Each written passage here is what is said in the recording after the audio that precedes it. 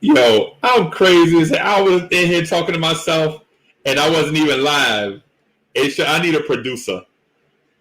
I need a producer, y'all. I legit need a producer, man. I was in here thinking that I was talking live to y'all, and I wasn't. Now I'm live. Okay. Now I'm live, right? I'm live, been live for about 20, 26, 27 seconds, 30 seconds.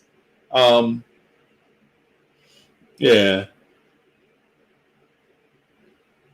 All right. So everybody's coming back through to jump in. I'm going to do a couple of things, man, just to make sure that we get our people back in the building. Hey, Teddy and Raphael, just do the same steps y'all did last time, man. It's the same steps. Nothing is changing. Unless y'all going to bed. I'm gonna be up for a little while, man. I'm gonna get my grind in. Yeah, we still on. I'm still on, man. We here, boss. Hey, I sent it to your email, Teddy. I sent you the stuff to your email. Check your email and follow the other steps. Hey, and I know I know Knicks fans ain't about that Frank slander, and me either. I ain't about that Frank slander. Hey, what's up? I'm just saying New York Knicks. I know that's New York Knicks. I ain't about that Frank slander, man. I just want to make sure that people understand who Frank Ntilikina is. You know what I'm saying? I don't have a problem with Frank being on the team. I just have a problem with Frank being our starting point guard. And Knicks at night. That's fire, ain't it? That's dope, right? Knicks at night. I think that's catchy. You know what I'm saying? And then it ain't even just the title, bro. It's all these night owls that love the Knicks. They come on here to get it in, bro. Hey, dudes on here, dudes legit. It's all love. It's all love, but dudes legit. yeah. That I see that. It's all love, but we will argue amongst family. That's what it is, because Raphael was on here like he legit did not want to hear me talking down about Frank. And Teddy too. They legit is like, you know, why Uncle Freezy hating on Frank Ntilikina? I'm not. As a matter of fact, I have gone to bat for Frank Ntilikina in public. I have receipts on Twitter where I have gone to bat for Frank Ntilikina. I don't hate the kid. I just want my point guard to average more than 6, 3, and 3. I mean, I don't see where that's unreasonable. I mean, it's been 3 years. I've been like saying the same thing, like give Frank a chance, give Frank a chance, give Frank a chance. But at some point, oh, that's Teddy right there. Let me bring Teddy in. So and for like 3 years, I've been like, yo, give Frank a chance, give Frank a chance, give Frank a chance, give Frank a chance. But at some point, Frank has to produce more than 6, 3, and 3. And I know this, Art. I know this. What Art talking about? Frank Ntilikina. Why? And like people think I hate Frank Ntilikina. I don't hate Frank. I just need more. You know what I'm saying? It's like we the laughing stock. Our point guard can't even average 10 points a game in a point guard era. It's ridiculous. I think like I said, let's make a break for Frank this season. That's all it come down to. If he doesn't step up this season, then we don't need to hear nothing else. That's my point. My point is, regardless who the point guard is of the New York Knicks, we got to have more than 6, 3, and 3. You got a point, right? You got a point. That so people think I slander Frank. I don't slander Frank. I have public receipts on Twitter with me praising Frank and me wanting Frank to play better. But at some point, you have to be like, either you got to piss or get off the pot. Exactly. I think it goes like Freezy. Like I kept saying, man, this guy he has like 3 fouls at the middle of the second quarter, man. This guy, I don't know. I'm not sure if he was taught properly too. He plays defense, but the first 10 minutes he's on the floor, 2, 3 fouls, probably has 2 points, maybe 1 assist, and he should have possibly had a defending point guard teaching him the ropes, so that way he knows he could defend and hone his skills and be able to stay on the floor and get some feel. Because it's not just like I told Teddy, it's it's 6-3-3, and you don't see. It's hard to see one steal. It's hard to see one block. So if he was getting one steal, or two, and you're seeing 6-3-3 and 1 or 2 steals per game. That's another conversation. Like, wait a minute, at least he's playing defense. But when you don't see that too, you're like, this guy, he's just not any good. Right. He's just not good. Right. And so the thing is with Frank also, if we were still in that place where it's just all development, then I could see giving the ball to Frank a little bit, you know what I'm saying? And then, make a move. But now we're like, we legit already have more lottery picks. We have Knox, RJ, and Mitch, who was not a lottery pick, but you know what I mean. It's Art said, why isn't he asking Clyde Frazier for tips?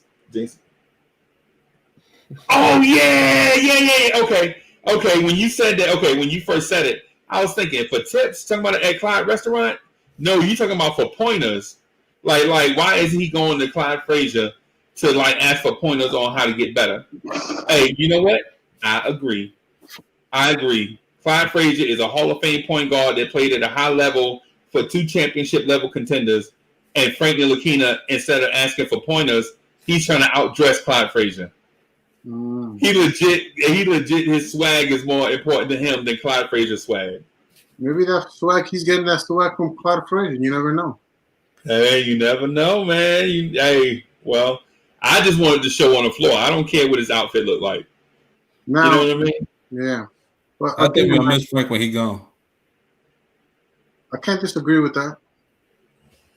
Hey, man. Look, we drafted him. Any player we draft, we're gonna take that to heart. So if we trade up for LaMelo and LaMelo becomes the All-Star Hall of Famer like some people think he will, you think we're gonna miss Frank Ntilikina?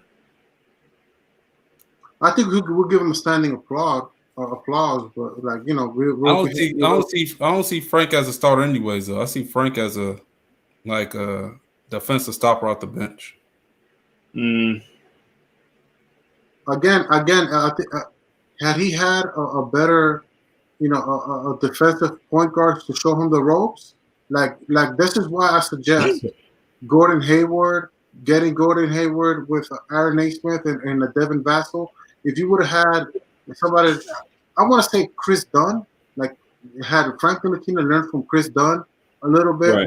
or Dennis Schroeder, somebody like that, or let's just say Tony Parker. Tony Parker went to Charlotte last year or 2 years ago for 1 year. It was a 1 year stint.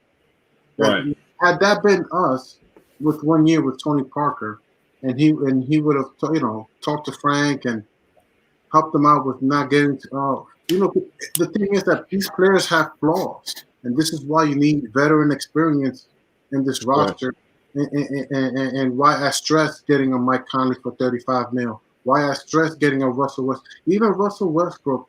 If Frank Ntilikina is here with Russell Westbrook can tell him, listen, man, you're gonna get called for a foul with this. You're gonna get called a foul for that.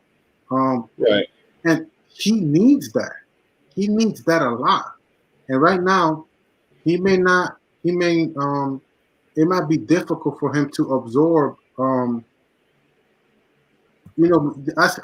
feel like when you're fresh in the league, you're more open to listen to people, and when you're longer in the league, it just makes it more difficult to reach them. It's more difficult to be reachable when you're long in the league, failing, and somebody's trying to talk to you. You're like, you don't want to hear it. So that's what I'm trying to say. a player like Russell Westbrook, a player like Russell Westbrook can help Frank not pick up so many fouls in the first quarter or in the first half. Frank is going to have 3 fouls in the first half. If you really want Frank to learn from somebody, and Russell Westbrook in some games he has shown respect to Frank. So again, he needs. So but that goes back to so if Frank has discernible flaws in his game that he hadn't corrected in 3 years, why does the conversation always pivot back to Frank Ntilikina being a starting point guard? My whole thing is that he doesn't have a chance to be a starting point guard on the offense or on the defense. His defense is overrated, and his offensive production is not enough. His defense needs a lot of polishing, but does he have potential on defense? Yes, he does. But it needs a lot of work, and he cannot stay on the floor on his defense. He's getting hit with fouls, and he's not shooting the ball enough on the offense. And that makes so, you. So to your point, Obi Toppin is older than Frank Ntilikina. Say it again. Right. So to your point, Obi Toppin is older than Frank Ntilikina. Yes. Yeah. What's the point about that? So what you're saying is Frank Ntilikina is super raw, and we need to be more patient with Frank Ntilikina. No. I'm telling you, I didn't say that. You throw me out of context. My context was that's the more reason why we need Russell Westbrook to teach Frank and know how to get hit with fouls and know how to attack on the offense.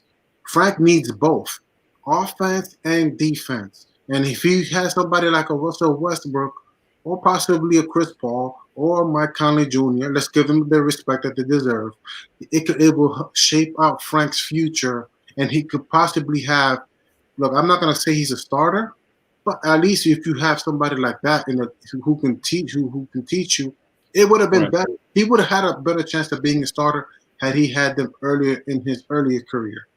But so how do y'all feel? Okay, so basically the Frank Ntilikina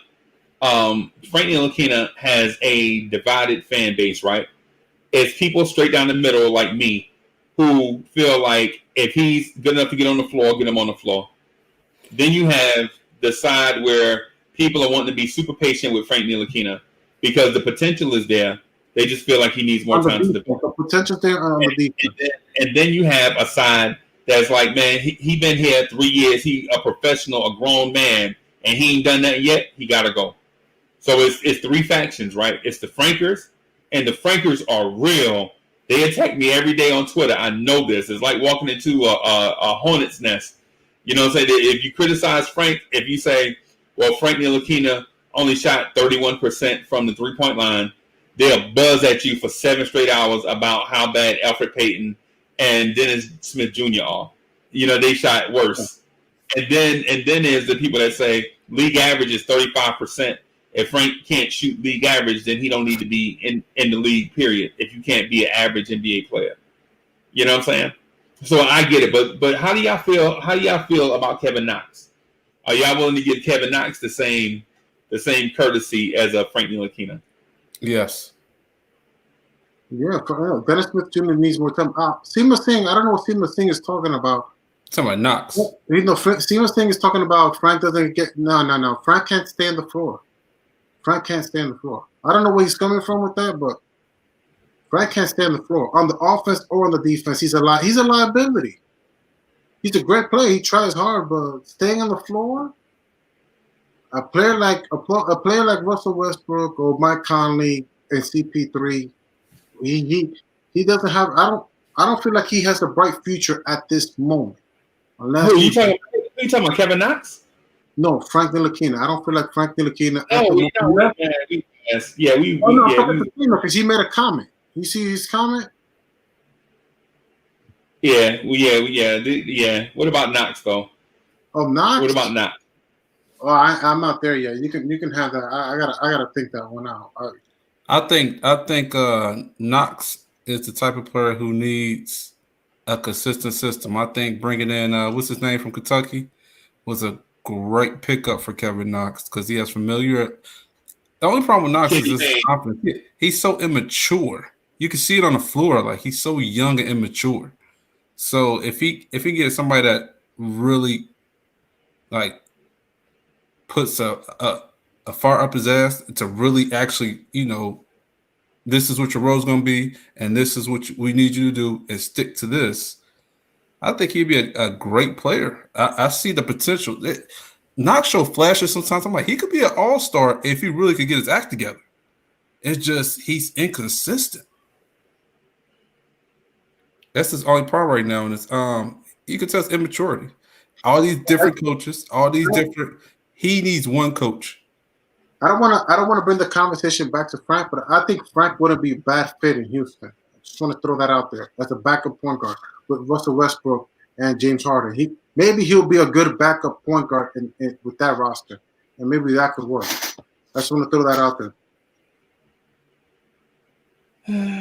So Frank would be good on a contender as a backup. On a backup, like with Russell Westbrook and James Harden versus Eric Gordon, I think I like. I'm gonna continue to say this. I think Knox can go. I think he's immature. I think you'll see him sluggish on the floor when he misses one shot. This is the type of league where if you shoot and miss a shot, you gotta immediately forget about that shot. He's too worried about if he's gonna get kicked out the game. If he makes one mistake. I think Fizdale really messed him up. To be totally honest with you. Fizdale really messed him up. Before that, he was good. His rookie year, he did like a great piece. Fizdale comes in, he puts a lot of pressure on him, and then brings in Mook, which really killed his confidence. I think the Marcus Morris signing and eventual trading was the worst thing the worst move the Knicks made all year, and in my opinion. Because it blocked Kevin Knox and RJ Barrett. Yep. You know what I'm saying? And you blocked Knox and RJ Barrett for a dude that averaged 12.1 points a game for his career and didn't average double digits until his 5th year in the league, right? If he had done that in New York would still be talking about how much of a bust he was. The dude legit didn't average double-digit points until his 5th year in the league, right? In New York, if you average less than double digits, people want to run you out of town. And then Marcus Morris came here and did his Michael Beasley, did his Derek Williams, did his Henry Ellison move for the Knicks. And Knicks fans praised him for that, for being a journeyman wing player, come here, shoot the three. And, people are like, oh, bring him back. He destroyed the team. I mean, to me, in my opinion, and I don't know if y'all remember this, but when Elfrid Payton pushed Jay Crowder in the middle of a jump shot, when the veterans on the team came out and played sluggish on a nationally televised game, Marcus Morris got on the interview with the girl. The girl immediately shoved the mic down in his face. He was like, yeah, I ain't going to call Jay Crowder the B word, but he did show some female tendencies. I was like, you know what? He gone. As soon as he said that, I was like, he is good as gone. Yep. The one thing you don't want to say is offend a certain crowd of people in the biggest media market in the nation. You know what I'm saying? I think Marcus Morris didn't provide us with anything discernible. Like his defense was so-so. He was definitely a great 3-point shooter. But at the end of the day, the Knicks still only won, 27 games, 21 games, whatever it is. Right. And with Marcus Morris, if it's not a discernible uptick in wins, then we can't afford to sign Marcus Morris. You know what I'm saying? I think you got to let Kevin Knox and RJ Barrett play. You know what I'm saying? Because at the end of the day, Marcus Morris got the majority of those minutes. And guess where he is right now? Ella. NBA free agent, just like he was last year. Right. You know what I'm saying? He went to a playoff team, didn't make a difference, and now he's an NBA free agent again. You know what I'm saying? I don't think the Knicks should be wasting valuable roster space and minutes on guys that don't bring anything to your team. I mean, and I saw what Art said. He disagreed. Hey, Art, I think you're wrong, bro. I think when you draft guys, you can't put their development at risk for a journeyman dude that averages 12 points per game for his career. You can't put your young guys at risk, and that's what we did. Hey, can you admit Alfred man did the same to DSJ? I think the Alfred Payton thing was a disaster. The Alfred Payton thing was a disaster. And you saying Knox couldn't beat out Mo Harkless? Dog, that's ridiculous. That's ridiculous. You talking about Knox not beating out Mo Harkless? Did you see Mo Harkless play? Did you watch it? Dog, as soon as you watch a Knicks game, the first thing you should be thinking is, why is he in the game over Kevin Knox? Why is he in the game over Kevin Knox? Man, Mo Harkless was trash. I mean, he gave up the dunk on Westbrook, right? Westbrook is fast. So I'm not saying that Westbrook can't beat Mo Harkless off the dribble. But what I am telling you is, can you at least use some kind of type of effort? If you're a veteran and got somebody sitting, can you at least try to earn your check? This dude didn't even try to earn his check when he was here with the Knicks. I was so disappointed with Mo Harkless because for years I wanted Mo Harkless bad. I was like, yo, Mo Harkless could be the guy. He went to St. John's. He provides length on the perimeter, decent defensive guy. And he got here and mailed it in. He legit got here and mailed it in. You know what I'm saying? I don't respect that. You know who I do respect? I respect the kid that went to Dallas. Wesley Matthews, the guy we got from Dallas. Because when he was here in the trade, the 1 or 2 games he played, he busted his behind here before we cut him and let him go to a contender. You know what I'm saying? Mo Harkless was like, yeah, I don't know if I'm going to do the veteran wave thing. I don't know. Maybe I'll stay in New York. Maybe I won't. And then he got on the floor and didn't do diddly poo and block Knox minutes. He the main thing that we hate. We hate big money veterans that come here and steal checks. Don't come here to steal checks, man. We want cats that's gonna play. If your heart ain't in it, get on. Go wherever it is that you want to go. You mad because you got traded to New York? So what? Tell them you want to go somewhere else and go play somewhere else. But don't come here and steal checks and then block Kevin Knox's development and then say Knox didn't beat him out. That ain't all Kevin Knox. That's a coach that got fired after the season, and that's a veteran that ain't here no more. Y'all talking about Kevin Knox is still here. Y'all talking about this dude didn't beat out Harkless. Harkless is gone, and so is that dumb coach that didn't play Knox. He gone too. And you know what? As a matter of fact, y'all thought Mike Miller was a good coach. Who does Mike Miller work for right now? Enough said. That's what I'm saying. That's what I'm saying, man. Freeze, I want to say something real quick. I want to respond to Seema about he's talking about Frank and his fouls and stuff like that. Long story short, Russell Westbrook played in his first 6 seasons. He averaged 35 minutes. In 35 minutes for 6 seasons, he's averaging two and a half fouls for the season. For 6 seasons, he did that. And in 20 minutes, Frank is he's getting 2.5 fouls. Oh, sorry, I just read the comment. Oh yeah. So you follow him like an ex-lover. So. Hey, Charborough, that was cute. Okay. Yeah, that was funny. Charborough trying to go for my neck. I see you. Okay.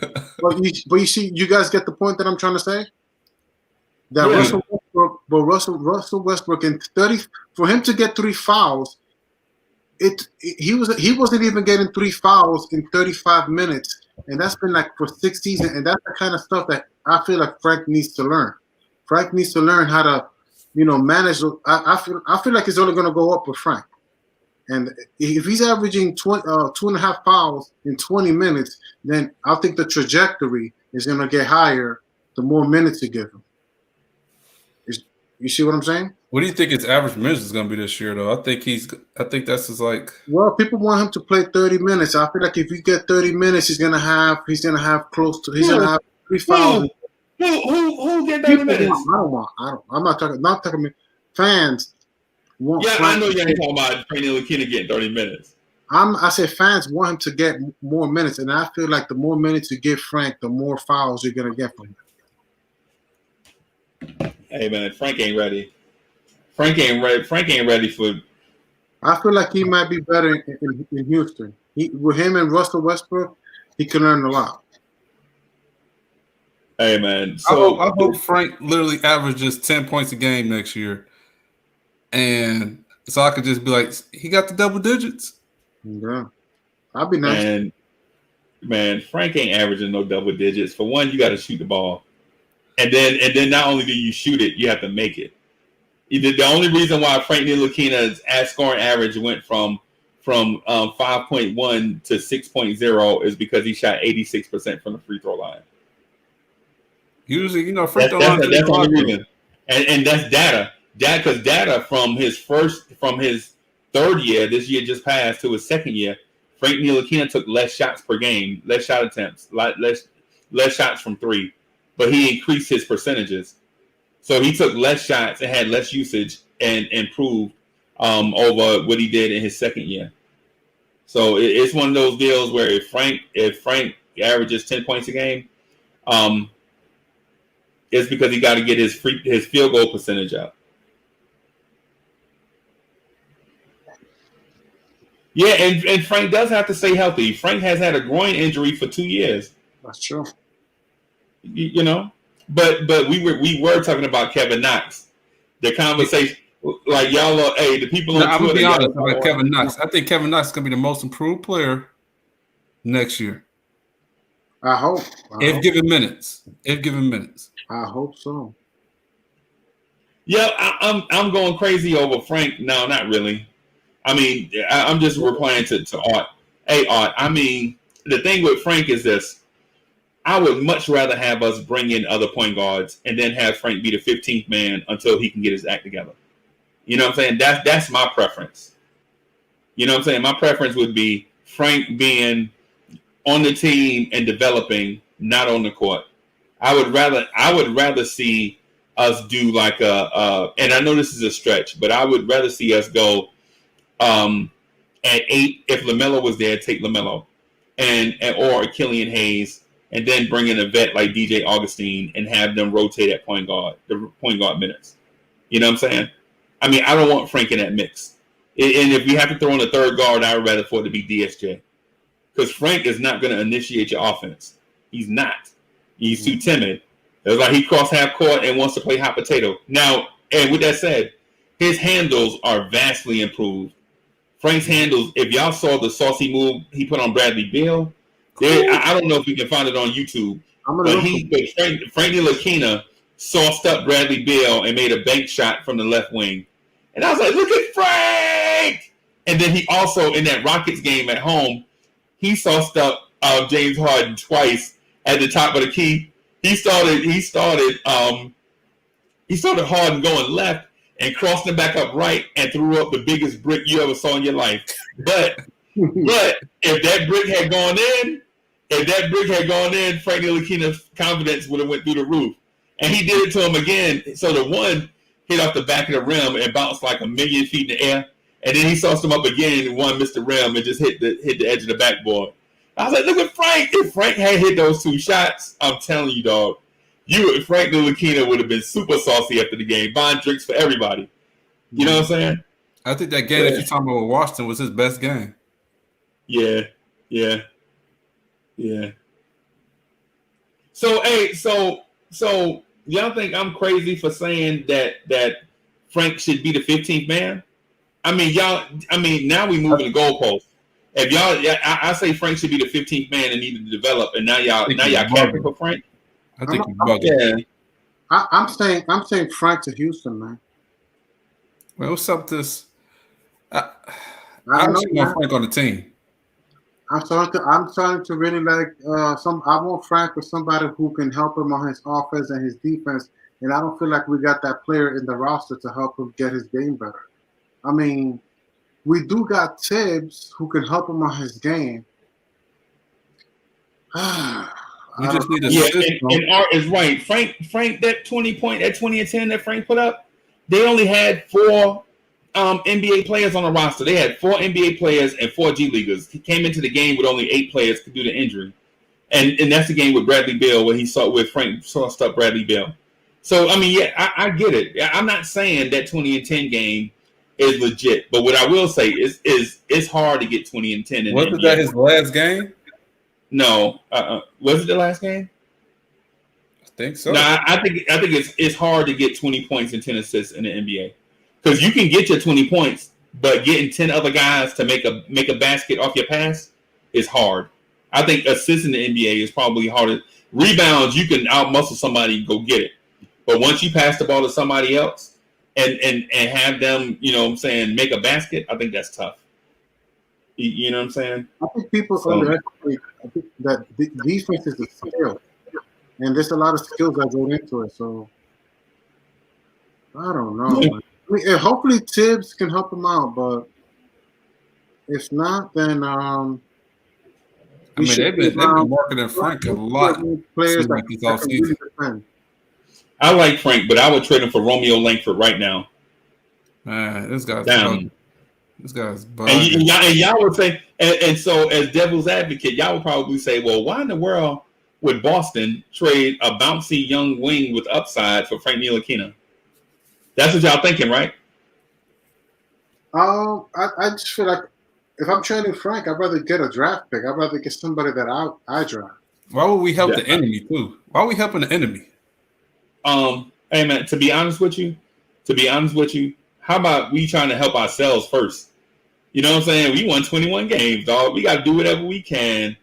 You know what I'm saying? And so how it helps Boston is this. If y'all remember how Miami abused Kemba Walker in the playoffs, some people blame it on a knee injury. I think it's just because Kemba Walker can't defend. I think he's a poor defender. But if you get a Frank Ntilikina towards the end of games, and not to play the whole stretch, but I'm talking about just for stretches, you put a backcourt of Marcus Smart and Frank Ntilikina to defend an opposing team's backcourt, I think you're in lockdown mode. And then Jason Tatum and Jaylen Brown are great defense. Well, not great. Jaylen Brown, to me, is a great defender. Jason Tatum is coming along. I think he's really good, but he's not great. But if you had Frank, I think they'll want Dennis Smith Jr. over Frank. I think Boston will take Dennis Smith Jr. over Frank. I never thought about that. Yeah. I hadn't thought about that. I don't want another Marcus Smart. Give me Dennis Smith Jr. That's a low bargain, high risk, high reward. But what does he bring to the table? Dennis Smith Jr. Athletic, he can dunk. His defense is okay. It's good. It's not Frank. It's a little less than Frank, but Frank is also, I don't think Frank is that great. I think it's a lot less than Frank. I think Dennis Smith Jr. is not in the same stratosphere when it comes to Frank defensively. I disagree. I think a lot of it's just a lot of Frank staying in front of the player, and that's all it is. I'm calling it now. Frank's gonna be a 3-and-D guy next season. Well, a wing player? I think he's a corner 3 shooter. He ain't the top of the key type 3-point shooter. Put him in the corner. I'm telling you. That's a good conversation. No, man, that's not better than point guard. You can't have Frank be a point guard tucked in the corner. NBA offenses don't run their point guard tucked in the corner. We passed the ball to RJ Barrett. RJ Barrett and pick and roll with Mitch anyways. Yeah, well, I mean, look, Frank Ntilikina was in a 93 percentile from corner threes. People sleeping on what his actual strengths are. I know, Teddy. I saw that stat. But the fact is that Frank Ntilikina doesn't take enough threes to qualify. Frank Ntilikina does not take enough threes in order for you to consider him. And so I think Frank was out of corner threes. I think he was 10 for 20 in 66 games. That means every 3 games Frank takes a corner 3, right? Are you serious? That's the stat that you want to go by? Yeah, think about that. I think he was. Majority of them threes was with Mike Miller. That's the crazy part. So here's my question, Freezy. You think Boston's gonna rather have Frank or rather have DSJ? Frank. Frank. Okay, I'm going with DSJ. That's my guess. Let me because we got they don't need more scores. We got two subjects open at the same time. Let me address what Teddy was talking about. So the thing with Frank in the corner three is Frank was 10 for 20, right? And Frank played. I think I'm not for sure if he played in all 66, but if we give him 60 games, that means Frank only shot that corner three once every 3 games, right? And that means he made a corner three once every 6 games. So we can't just say that data that's the Frank shot 50% from corner threes is something that we should depend on. I need more before. Now with that said, that might be Frank's bag. Like that corner three might be Frank's bag going forward.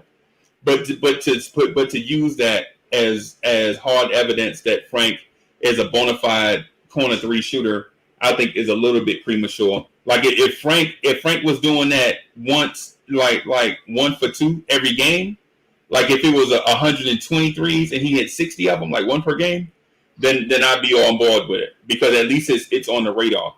You know what I'm saying? But 1 for 3, 1 for 2 in every game is still like very, very, very low. You know what I'm saying? If it was a deal where he was like 2 for 4 every game, then we'd be like, that's legit something that we should bank on.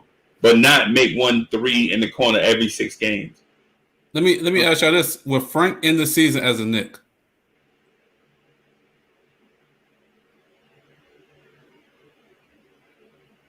I don't know. What you think, Raphael? About what? with Frank in the season as a Knick, Oh, will he end the season as a Knick? This season?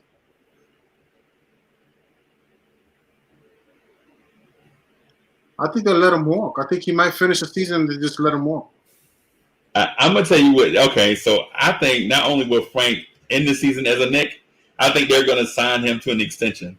me too. After all that stuff I said about Frank, I think the Knicks are still gonna sign him to something crazy like 2 years, 15 mil.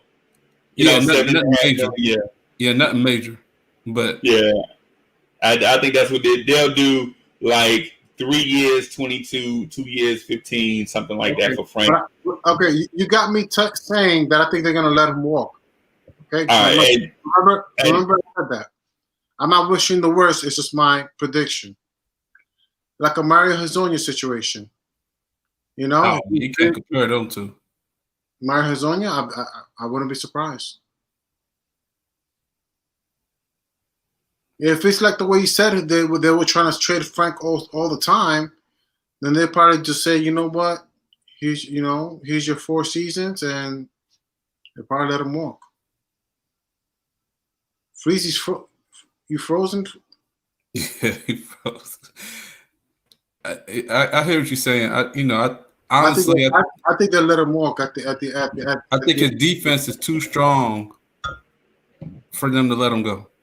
really? I think that's what it'll come down to. I think he's going to make a lot of defensive. I think he's going to be a closure for the Knicks. He's going to be a closure. Look, I hope for the best, but I'm going to expect the worst, and I think the worst is that he might be. Hopefully he stays, but I think I wouldn't be surprised if the front office, with the way you guys been saying about they've been trying to trade him all season. He fired Leon Rose because Leon Rose, who is now the GM, was trying to trade him to Atlanta and Orlando. And now he's running the Knicks. I think Leon Rose will probably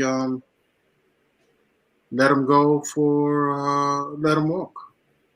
Oh, yeah, no, I don't think they'll let him. And the reason why is because the Knicks have a reputation of not signing back draft picks and to extensions. And I think they probably want to shake that because it makes your organization look clueless if you continue to miss on draft picks. And it's not just that. The fans love Frank.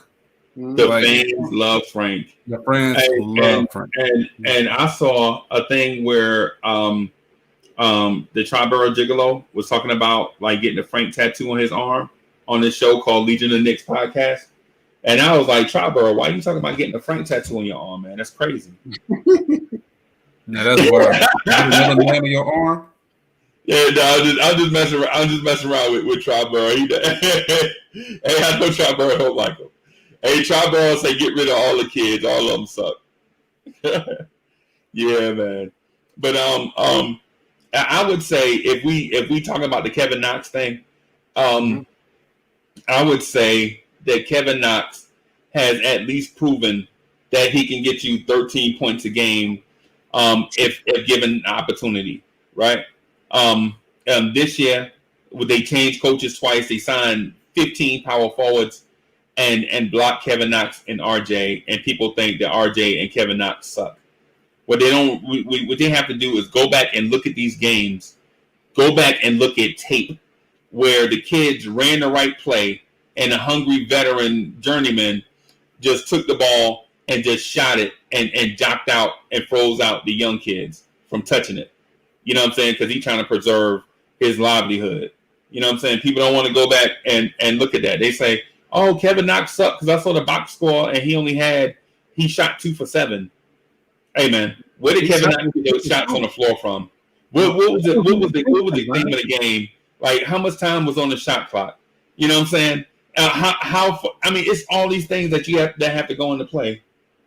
And someone said, remember when I told you Frank supporters are in denial because they don't want to suffer from the pain of losing out on Donovan Mitchell? My man in the middle is one of those fans. Hey, Simmer throwing shade at Teddy. Okay. All right. Hey, so I was gonna agree. I think that's the reason why Knicks fans are in love with Tyrese Maxey, because they feel like he'll be the next Donovan Mitchell. They're like, oh man, we missing on Donovan Mitchell, so let's get Tyrese Maxey. Really? Compare them to. Yeah. Hey man, it's like night and day between those two guys. I don't think so, man. Donovan Mitchell's like a franchise player. I don't see Frank no franchise player. No. I'm talking about Tyrese Maxey and Donovan Mitchell at the same age coming out of college is what I'm comparing. I'm not comparing all-star Donovan Mitchell to draft prospect Tyrese Maxey. I'm comparing both of them around the same age. Because when Donovan Mitchell was at Louisville, you didn't know what you were getting. Nobody knew Donovan Mitchell was going to be an all-star 2-guard. It was like he too short to play. Honestly, he too short to play point, and he too short to play 2-guard. You know what I'm saying? The only thing that saved him was he had size to him, and he was athletic. You know what I'm saying? And then he he winds up getting to Utah, and the kid Johnny Bryant develops him into a really good player. Yeah, I'm not saying, hey man, all dudes that play Division I college basketball are sick high school players. You have to, you know what I'm saying? You're not just going to be like the 10th man on your high school team and then go start at point guard for Duke. It just don't happen. You know what I'm saying? It's I mean, I get it. I get it. I get it, man. But the thing about what Simma just said is true. I think the fact that the reason why Knicks fans are in love with Frank Ntilikina is because they finally got a humble kid that plays his heart out, you know what I'm saying, and wants to be in New York and wants to be and is yearning to be your family, the fan favorite. The only thing though is Frank has limited offensive skills, right? And we all know that. So we're willing to be patient as Frank develops. You know what I'm saying? Frank makes those plays that make you want to, you know, he always makes the splash play. Like when we were going up big on Orlando, and Orlando made the comeback, and Frank Ntilikina comes down the court and hits a half-court three-pointer against Orlando to let Orlando know, not today. Y'all ain't coming back today. You know what I'm saying? Frank legit hit a 45-footer on Orlando, right? He legit defended Russell Westbrook when the time was running out so that Russell Westbrook wouldn't hit the game winner. You know what I'm saying? So he is in on those plays, so people have a love affair with Frank.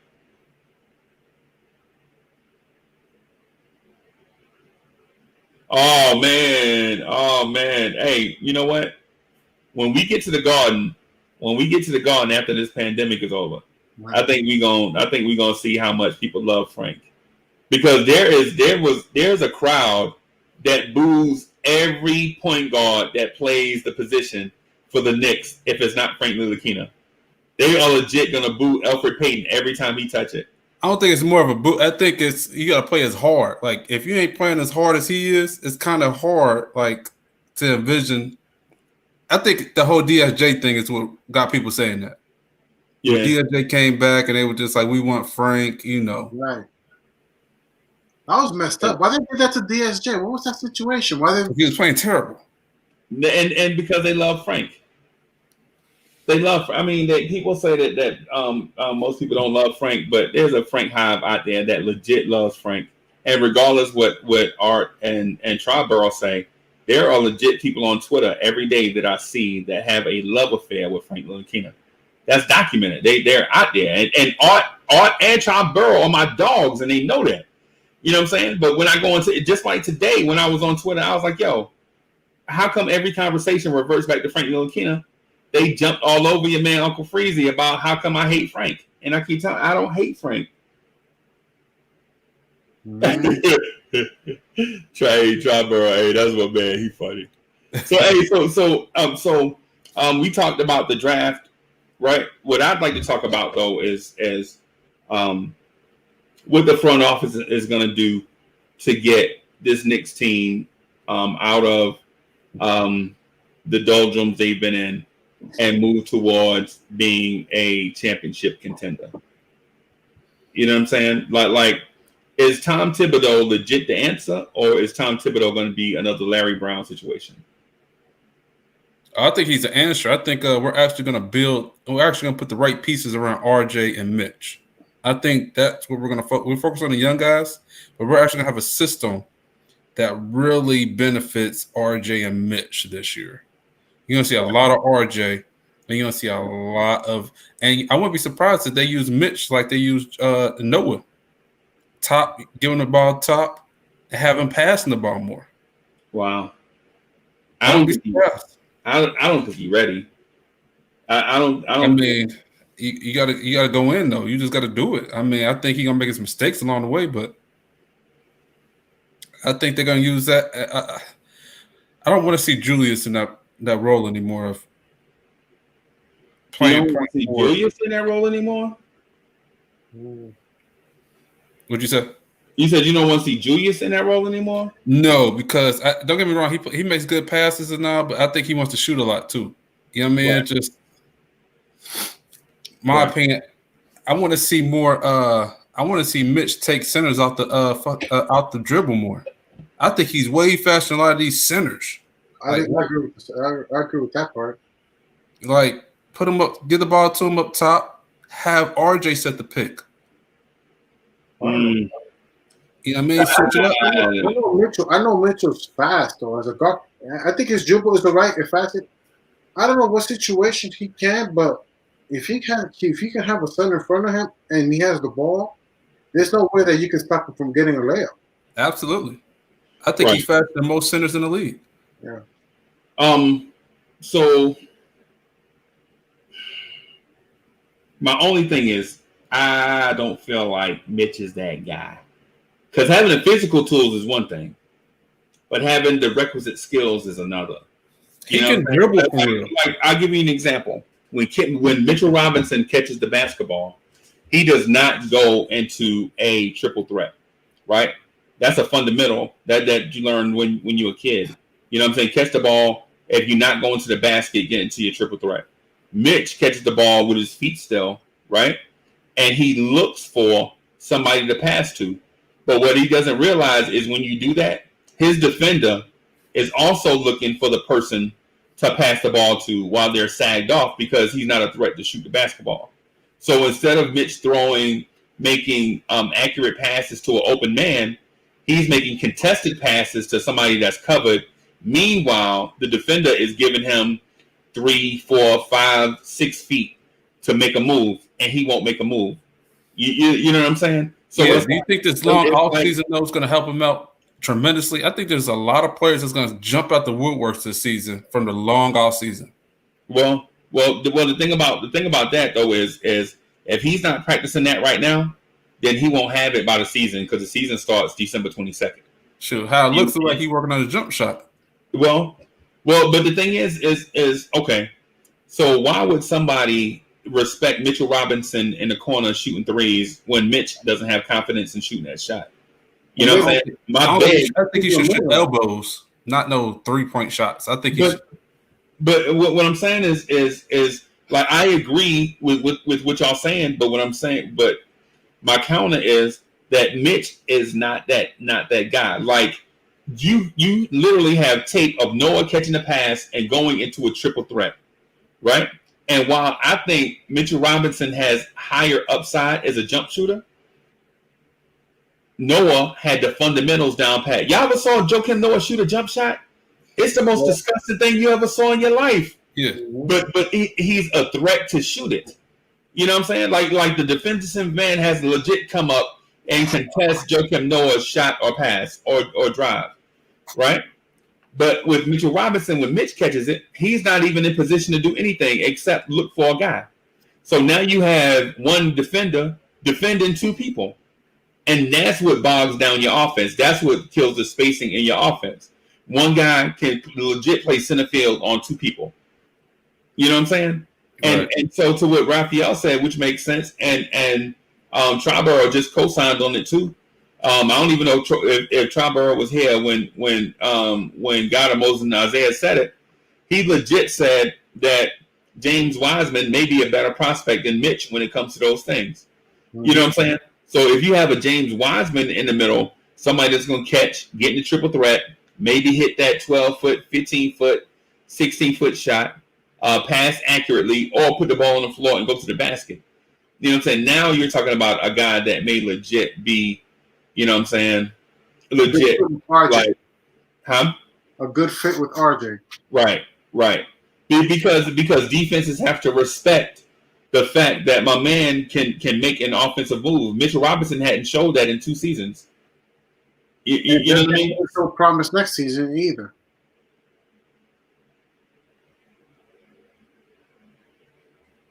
So Triborough said if you bring in Christian Wood, would that help Mitchell Robinson? I don't think so. I think you have to have Christian Wood play center for us to help. I think Christian Wood has to play center, and it's not like he's not capable of playing center. He played center for Detroit when Andre Drummond was traded. What is the best thing that Mitchell Robinson can possibly do to help the Knicks? You know, I think that triple threat solves a lot, right? I think that just learning how to get into the triple threat as a big, because once you put the defender in a space where he has to defend you with the ball, then that opens up space for everybody else. And you know what I'm saying? Show him that because he probably showed that to Joakim Noah. Yeah. Like Noah, just getting it through when you catch it, getting it through. Because you and I both know basketball, right? And we know Joakim Noah wasn't a legit jump shooter. Right. You know what I'm saying? But what you did know, what you do know is that Noah was a willing passer and a great defender. Right. You know what I'm saying? So he had a lot of hustle. He had a lot of hustle with him. Yeah. So if you get Mitch and you like, you know, if you get Mitch to when he catches the ball, make his defender engage. Now you don't have to worry about Frank Ntilikina shooting contested 3-pointers, or Reggie Bullock or Wayne Ellington, whoever. They don't have to worry about shooting contested shots because one defender is not defending 2 or 3 people. But like you said, also, you know, Joakim Noah does take the shot. Let's not forget, right? Right. Joakim Noah does take the shot, and he's so as you know, and Mitch Robinson is still hesitating. Right. And I'll give you an example. Give you an example, right? All right. So Mitch catches the ball at the top of the key, right? Not at the 3-point line, but at the top of the key. Well, I guess it's the same thing, right? Mitchell Robinson dribbles laterally, right? So his man automatically knows that a dribble handoff is coming, right? He don't even have to defend Mitch. He could just go to where the man is coming to get the handoff. You know what I'm saying? And now you have one guy defending 2 people. So, I mean, it's Teddy said his laptop died. Hey man. Hey, you can get on with your phone if you want, or if you're just gonna chill out, man. Whatever. We'll just stay on for a little bit until you figure out what you want to do to that. That's the same thing. The same thing you're saying about Mitchell Robinson is the same thing I said about Frank. If Frank is only going to give me 6 points, you think I'm going to play defense on him? No. But in my point though, about Mitchell Robinson, people say he needs a shot. He doesn't just need a shot. He needs to be an offensive threat. Right. Like the defense legit has to consider him. He's too far behind. He's too far behind, and he's trying to make it up, being averaging 750 field goal percentage with alley-oops, and that's not going to cut it. Right. So when you see Mitchell Robinson dribble, guess what's happening? A dribble handoff. Well, as a defender, he's going to look to pass. Huh? Yeah. So his pass is the handoff to the guy coming to get the ball from him. And Mitch a reverse pivot and set a screen, and our guy is looking to turn the corner around Mitchell Robinson's screen. That's predictable. I mean, I'm telling you that in November in the offseason, you think an NBA coach don't know that? Think about that. What I'm telling you, Mitchell Robinson catches the ball, looks to do a dribble handoff to a guard that's looking to turn the corner on the pick and roll. Mitchell Robinson's going to roll to the basket and try to catch a lob. Gotcha. I want to say something to that. Hey, what's up, Andy? Yo, Andy is in the building. Andy, we live. What's up, Andy? But I want to say something real quick because I was watching. I went to the OKC. I went to see the OKC Thunder this year, right before the pandemic hit. You following me? Yep, I hear you. Cool. So, because Mitchell, in my eyes, right? It's hard to compare Mitchell Robinson to players in this league. But Mitchell when I was watching Nerlens Noel, his game, he's a big blocker. Nerlens Noel gets you a lot of blocks, a lot of steals, and he knows how to move. He has quick feet too. Right. Another player that kind of reminds me of Mitchell Robinson because he has that quickness with his feet. So so I'm like, wow, I was always in awe of his game, and I feel like Mitchell Robinson can learn a lot from him. And that's why I could see why people like David Fisdale and White Sim and Who's Mark, why a lot of people want Chris Paul because Nerlens Noel's game opened up a lot when Chris Paul got into town. That is true though. This is the thing, man, that you make a lot of valid points, but I literally saw live Chris Paul. I almost want to say revived Nerlens Noel's career, but Revive who? Nerlens Noel. You know Nerlens Noel? Yeah.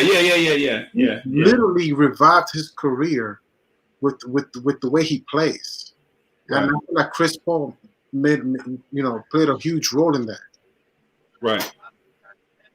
He played a huge role in Nerlens Noel's game, which is very similar to Mitchell Robinson. So, yes, I agree with you that Mitchell Robinson is very limited, but I'm amazed with Chris Paul how he uses Nerlens Noel's 15 minutes on the floor and makes him very effective, and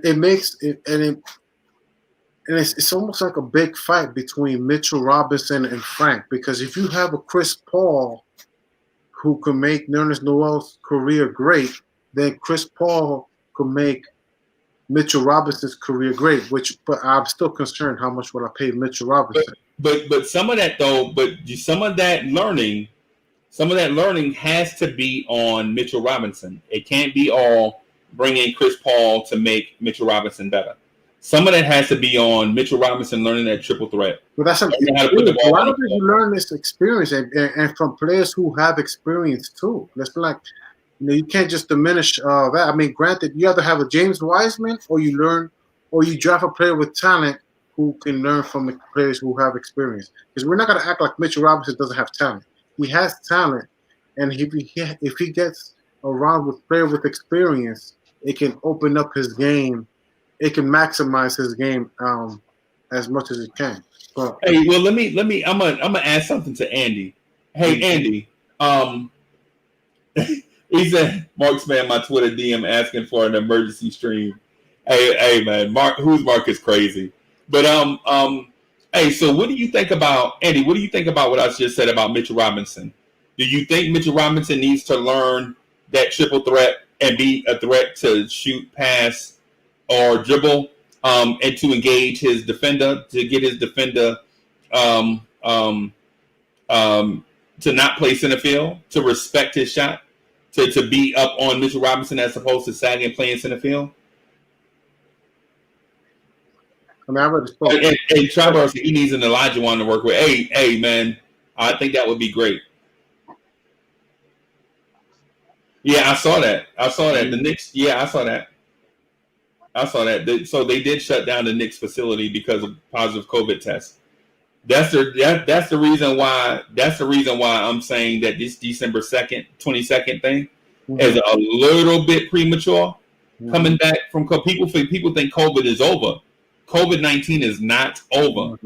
You know what I'm saying? And they're talking about waiting 71 days and going back to arenas. They're crazy. But it's going to go to a bubble, right? They're going to play in the bubble again, right? I'm not sure. I'm not for sure if people enjoyed the Orlando bubble. Says a lot. Yeah. I don't think NBA players would be on board with another bubble situation. Players like legit, were like not feeling the Orlando bubble, even though they did get to play basketball and earn money. You know what I'm saying? Earn their livelihood. I don't think they will.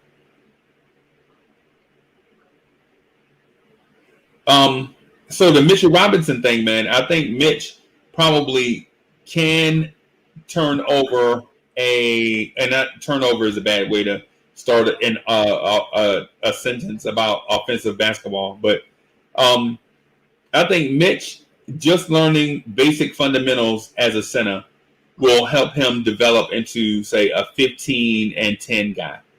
You know what I'm saying? Like just by taking those wide open 8-footers, say he shoot 50-50.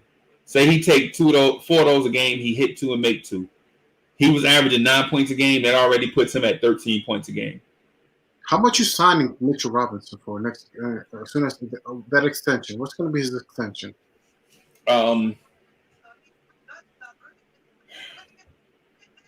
gotta have it. So what are we basing it on? Are we basing it on his current numbers or his potential? Let's go with the current numbers right now. Right now, this is going to be your first year starting, so. How much are you going to sign Mitchell Robinson? Be about $7 million a year for what he's doing right now. Because I feel like you can go get anybody to give you 9 points and 7 rebounds. I feel like you can sign Boogie to the vet minimum and he'll give you that. What about those blocks? How much is Nerlens Noel getting paid right now?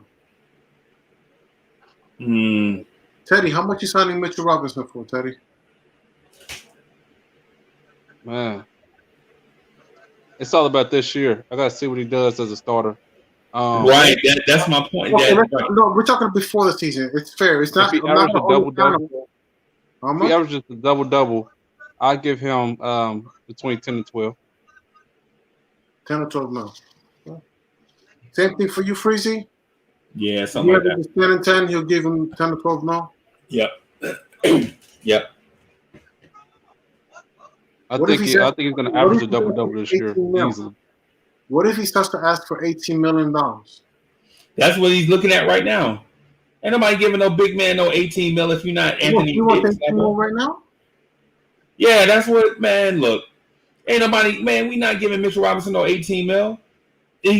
What does Mitchell Robinson do? That's like Alfred Frank, 18 mil.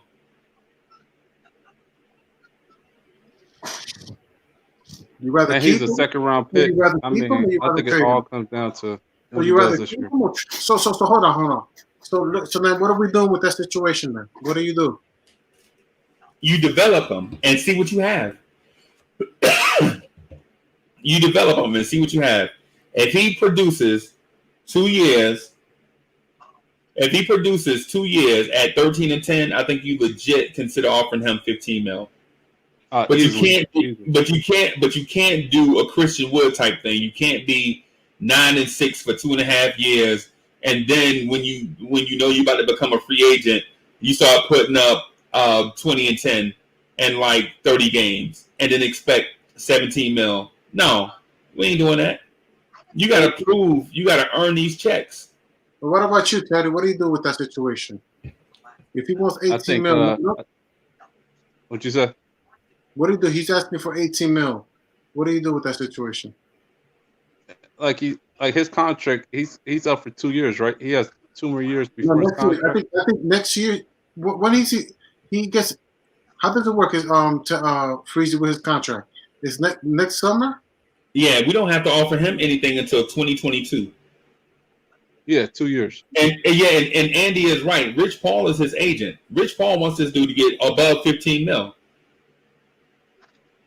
He may get it if as a starter he steps up, and I can see him as an all defensive third teamer if he keeps up what he's doing as a starter. Mm. Yeah, if he's an all defensive player, he deserves the money. I don't know, bro. I ain't gonna lie. He needs to get a jump shot. If he gets a jump shot, then. So you rather hold on to him or trade for Wiseman? I want to. But you can do both. There's no law saying you can't have two centers. James Wiseman, you're right. You can have both. Why can't you have both? Mitchell Robinson played 25 minutes a game last year, and Taj Gibson played the other 23 minutes at center. But you have to trade for James Wiseman. You can't just. Yeah, but you don't have to trade Mitch. You don't have to trade Mitch in order to get Wiseman. You don't have to trade any player. You can trade a whole bunch. I mean, if we're just legit talking about acquiring a guy, you can give a team any. You don't have to give up players. You know, so you can give them whatever they want. Now, if they want Mitch in the deal, then if you got to have Wiseman, then so mote it be. But if it's one of those deals where they just need a little something. You know what I'm saying? They're not looking to take on contracts. They're not looking to extend Mitch. Because Mitch's extension goes along with Mitchell Robinson. Like, if we trade him to Golden State, does Golden State legit want to have him for 1 year and then let him walk? Or 2 years and let him walk? Or are they going to give him, is he a long-term piece? You know what I'm saying? There's a lot of stuff to consider. And to what Andy was saying, Andy said something too. He was like, yeah, Orlando bubble was a month. Imagine they lock you out for 7 months. That's a legit question that he's talking about in terms of the NBA going back to starting the regular season on December 22nd in a bubble. I don't know if it's happening. The Knicks, the fact that the Knicks have people with COVID-19 right now and they had to shut down the facility is alarming. It's something that we should consider. I talked to Who's Mark about that on another show. And Who's Mark said straight up and down said they got to start December 22nd. And I'm telling y'all that people sleep on COVID-19. COVID-19 deaths have spiked recently. They're the highest they've ever been. And people are getting more sick from COVID-19. We're still quarantined. And the NBA is talking about going back and playing. I don't see that happening. All right. I do. They want that Christmas money.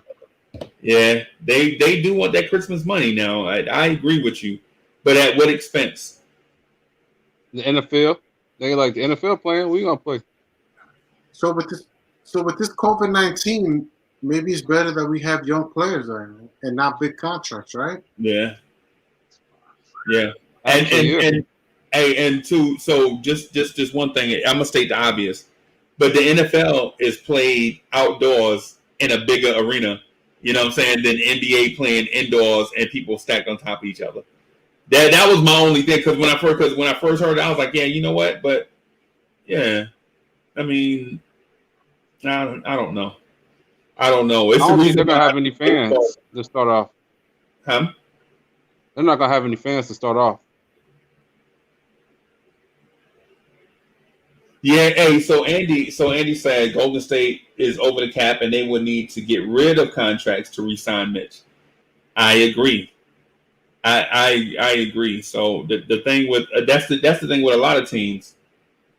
A lot of teams are at that situation where they're pressed up against the cap, and with the cap not going up, teams may not be willing to take on contracts like. But Mitchell Robinson right now is only $1.5 million. Mitchell Robinson is $1.5 million, and then next year he's like, oh, I'm sorry, this year he'd be like 1.6, and then 2021, 2022 he'll be like 1.7. Okay. So he'll be a cheap option as opposed to taking James Wiseman, at 2, which would be somewhere in the $9.5 million range. So if they trade for Mitchell Robinson, they'll save about $8 million a year.